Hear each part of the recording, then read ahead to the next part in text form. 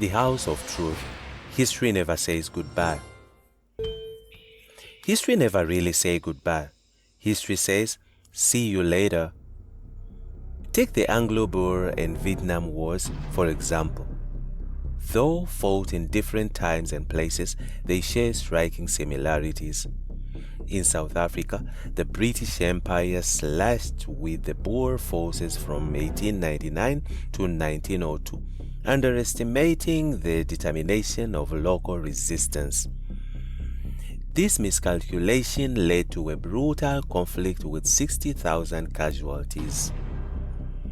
Decades later, the US entered Vietnam, similarly underestimating the resolve of the Vietnamese.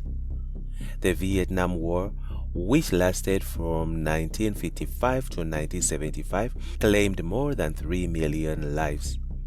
Both conflicts highlight a recurring theme.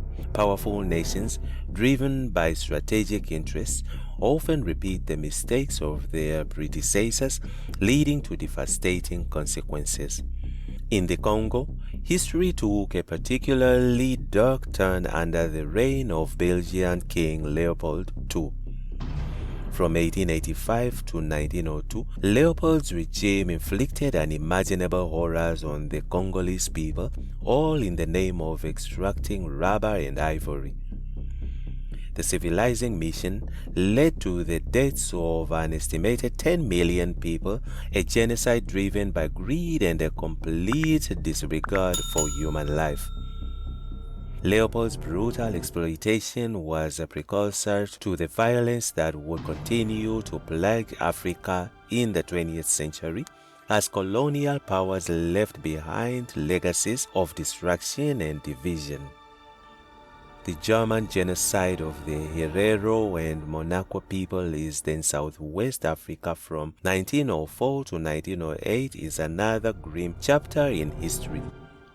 As German forces sought to expand their empire, they systematically exterminated tens of thousands of Herero and Namaqua people, driving many into the desert to die. This atrocity, largely forgotten by the world, foreshadowed the horrors of the Holocaust, where 6 million Jews were murdered by the Nazis in the 1940s. Both genocides were fueled by racist ideologies and dehumanized entire populations, and both serve as stark reminder of the destructive power of unchecked hatred and prejudice. The rise of oppressive regimes further illustrates how history tends to repeat itself. Apartheid in South Africa, enforced by white European settlers, sought to segregate and oppress the black population. Across the globe, the establishment of Israel resulted in the displacement and discrimination of Palestinians. Though different in context, both instances reflect a common historical pattern: the use of power to marginalize and control others, perpetuating cycles of justice and inequality. In the mid-20th century, as African nations began to push for independence, the struggle for power took on a new yet familiar form. Patrice Lumumba, the first democratically elected leader of the Congo, sought to lead his country out of the shadows of colonialism. However, his vision and independence clashed with the interests of the Western powers. In 1961, Lumumba was assassinated in a plot orchestrated by the American CIA and Belgium, ensuring that Congo's future would remain in turmoil. This tragic event mirrors the broader pattern of powerful nations interfering in the affairs of others, often with disastrous results. The US, while championing freedom and democracy, has also been complicit in the suppression of those who challenged the status quo. During the 1960s, leaders like Martin Luther King Jr. and Malcolm X emerged as voices for racial justice and empowerment. However, their influence made them targets. The assassinations of King and Malcolm X were not isolated acts of violence but were part of broader effort involving entities like the FBI to silence dissent and maintain the existing power structures. These murders reveal the contradictions at the heart of American history, where the ideals of liberty are often undermined by actions that betray those very principles. Finally, the figures who rise to power in different eras often share similar traits. William Randolph Hearst, a media mogul in the late 19th and early 20th centuries, used his newspapers to shape public opinions and influence politics. In the modern era, Elon Musk has similar leverages social media to amass influence, using platforms like X, formerly Twitter, to sway public discourse and advance his technological ambitions. Ryan Fulton is a screenwriter and film producer.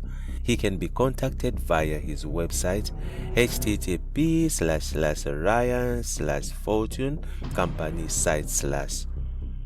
On the other hand, Gazans flee before Israel strikes. Hundreds of Gazans fled the northern neighborhoods of Khan Yunis on Sunday after Israel issued fresh evacuation orders ahead of a new operation against Palestinian militants it says have taken refuge there. Early in the morning, the army dropped leaflets and sent mobile phone messages telling residents to leave the Al-Jalaa in Khan Yunis, which was already considered a humanitarian safe zone. The military warned Al-Jalaa would become a dangerous combat zone, forcing Palestinians already displaced numerous times by the Gaza war to leave looking for a new shelter. The IDF, Israeli army, is about to operate against the terrorist organizations in the area and therefore calls on the remaining population left in the Al-Jalaa neighborhood to temporarily evacuate, the military said in a statement. Families gathered their meagre belongings and left, fearing fresh missile strikes and fighting, AFP journalists reported. Khan Yunis, Gaza's main southern governorate, have been hit with several evacuation orders in the past weeks and devastated by months of bombardment that have reduced residential blocks to piles of rubble. Just in the past few days, more than 75,000 people have been displaced in southwest Gaza. Philippe Lazzarini, the head of the UN Refugee Agency for Palestinian Refugees, UNRWA, said on the social media platform X. The army also carried out a strike in Khan Yunis on Sunday, wounding several people who were treated at Nasser Hospital, residents told AFP.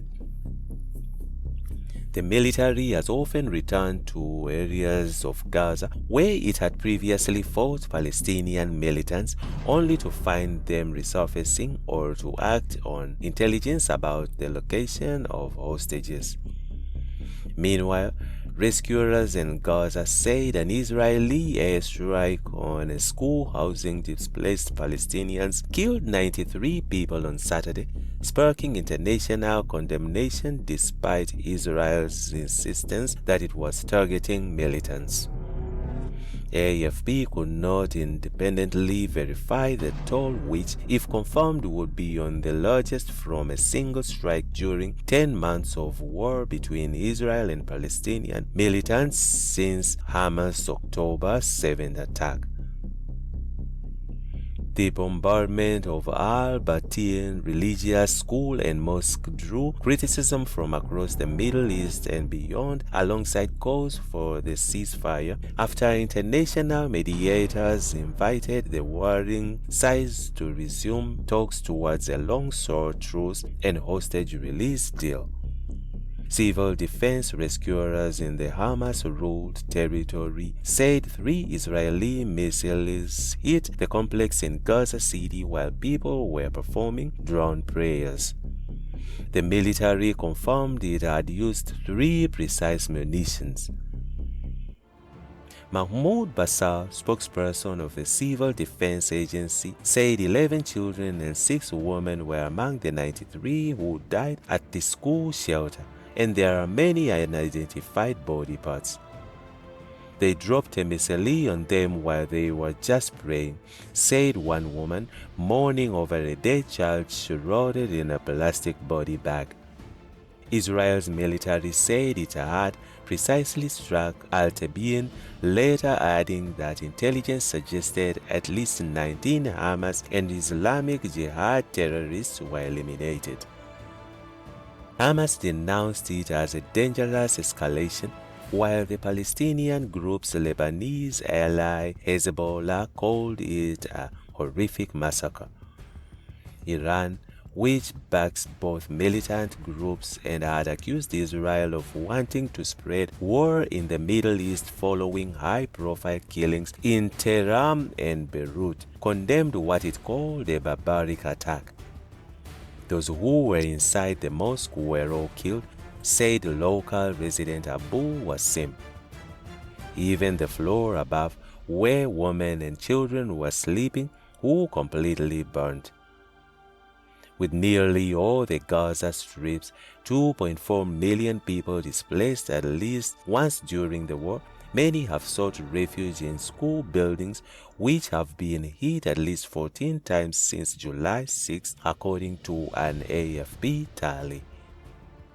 And that's it from Injibs Africa. Stay tuned to USA and political updates.